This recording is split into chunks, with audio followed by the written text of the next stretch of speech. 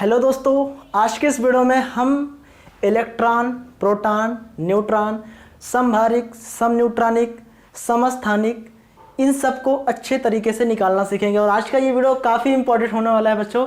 तो आज हम किसी एलिमेंट में ये बता सकते हैं कि उस एलिमेंट में कितने इलेक्ट्रॉन हैं, कितने प्रोटॉन हैं, कितने न्यूट्रॉन हैं। यानी समभारिक क्या होता है, सम इलेक्ट्रॉनिक क्या होता है, सम न्यूट्रॉनिक क्या होता है और समभारिक क्या होता है। तो आइए दोस्तों, सारा कुछ आज आपको बिल्कुल विद इन प्रूफ एक एग्जाम्पल के थ्रू समझाते हैं। तो सबसे पहले बच्चा इलेक्ट्रॉन निकालते कैसे हैं, तो एक एग्जाम्पल लेंगे और यहाँ पर हम एग्जाम्पल ले लिए सोडियम। सोडियम का एटॉमिक नंबर क्या है बच्चा, 11, और इसका भार क्या है, 23।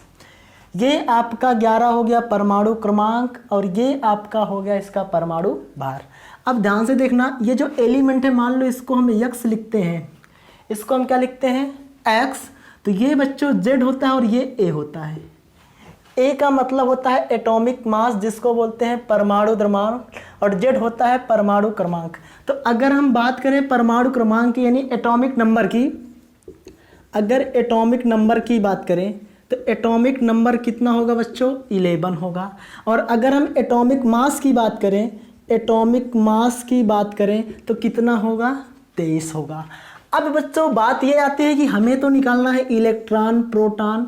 तो बच्चों इलेक्ट्रॉन निकालना है, तो इलेक्ट्रॉन का मतलब होता है जितना उसका परमाणु क्रमांक है वहीं उतना इलेक्ट्रॉन होता है। जैसे यहाँ पे सोडियम का एटॉमिक नंबर 11 है, जिसका मतलब इसमें कितने इलेक्ट्रॉन होंगे, 11।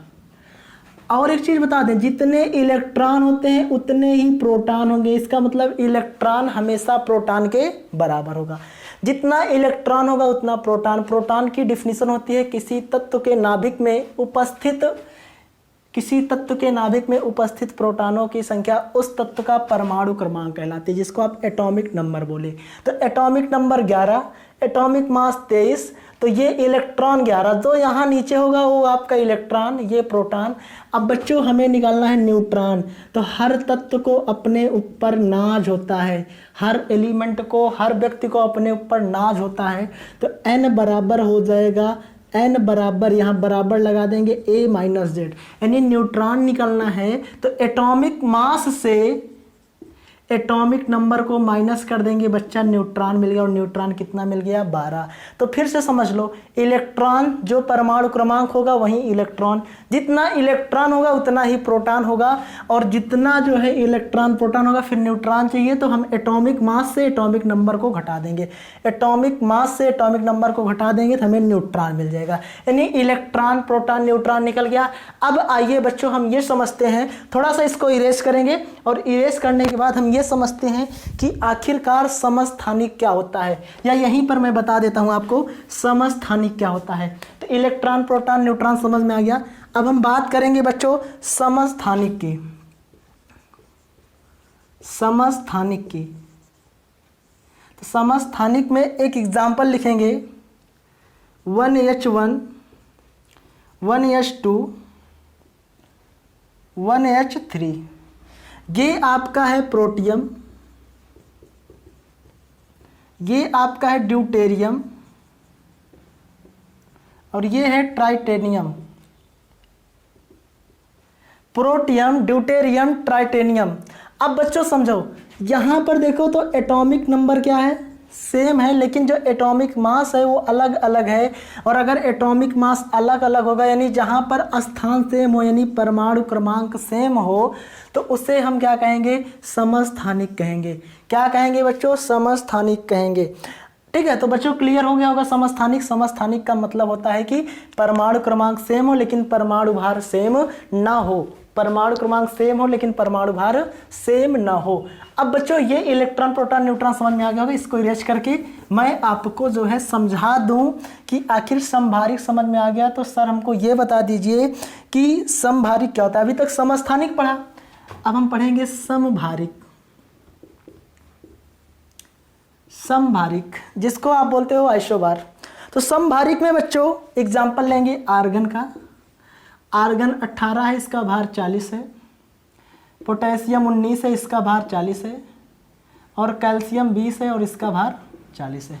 तो जरा बच्चों देखिए, अब एटॉमिक नंबर सेम नहीं है, अब एटॉमिक नंबर नहीं सेम, अब क्या सेम है, इसका भार सेम है। अगर भार सेम होगा तो वो क्या कहलाएगा, आपका समभारिक। भारिक का मतलब भार, सम का मतलब बराबर, जिसके सभी भार बराबर होंगे वो समभारिक होगा, जिसके सभी स्थान बराबर होंगे समस्थानिक होगा।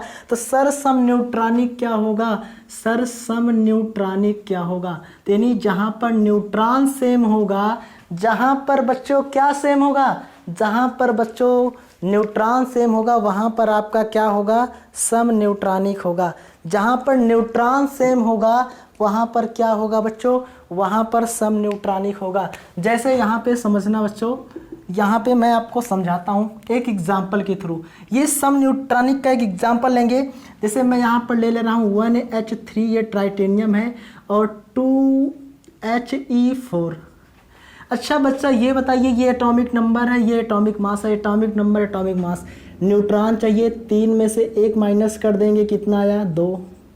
इसमें न्यूट्रॉन निकालेंगे तो 4 - 2 कितना आया, 2। न्यूट्रॉन 2 आ गया, इधर भी न्यूट्रॉन कितना आ गया, 2। अब जरा हमको ये बताइए बच्चों, जब न्यूट्रॉन 2 सेम है तो इसे हम क्या बोलेंगे, सम बराबर न्यूट्रॉनिक। जब न्यूट्रॉनों की संख्या सेम हो तो उसे सम न्यूट्रॉनिक बोलते हैं, उसे क्या बोलते हैं, सम न्यूट्रॉनिक। अब हम बात करेंगे सम इलेक्ट्रॉनिक की। अब हम क्या बात करेंगे बच्चों, सम इलेक्ट्रॉनिक की। तो सम इलेक्ट्रॉनिक क्या होता है, ये इसको भी समझ लेते हैं। सम इलेक्ट्रॉनिक, जिसमें इलेक्ट्रॉन सेम हो, जिसमें क्या हो, इलेक्ट्रॉन सेम हो। जैसे मैं फॉर एग्जांपल लिखता हूं O2 नेगेटिव, ऑक्सीजन के बाद क्या आता है, fluorine F negative, neon, sodium single positive, magnesium double positive. जरा देखिए, ऑक्सीजन का एटॉमिक नंबर 8 होता है, यानी इलेक्ट्रॉन 8 हैं, 2 चार्ज है तो 8 2 10। फ्लोरीन का 9 होता है, 1 चार्ज है नेगेटिव 10, नियान तो 10 होता है। अब बच्चों देखो, यहाँ पर सोडियम 11 होता है लेकिन पॉजिटिव है, 1 इलेक्ट्रॉन का दान किया तो 10। मैग्नीशियम 12 होता है, 2 इलेक्ट्रॉन का दान किया तो 10। इसका मतलब है कि इलेक्ट्रॉन क्या है बच्चों, सब में सेम है, और अगर इलेक्ट्रॉन सेम है तो उसे सम इलेक्ट्रॉनिक बोलेंगे। अगर न्यूट्रॉन सेम होगा तो सम न्यूट्रॉनिक बोलेंगे, और अगर भार सेम होगा तो समभारिक बोलेंगे, और अगर बच्चों स्थान सेम होगा तो समस्थानिक बोलेंगे। तो इलेक्ट्रॉन, प्रोटॉन, न्यूट्रॉन, समस्थानिक, सम न्यूट्रॉनिक, समभारिक, सारा आपको एक ही वीडियो में अच्छे से समझ में आ गया। अगर दोस्तों वीडियो पसंद आए तो प्लीज़ यार चैनल को लाइक करना और शेयर करना, और चैनल पर नए हो तो चैनल को सब्सक्राइब करके साथ में बेल आइकन को प्रेस कर देना। Thank you for supporting and share this video all group.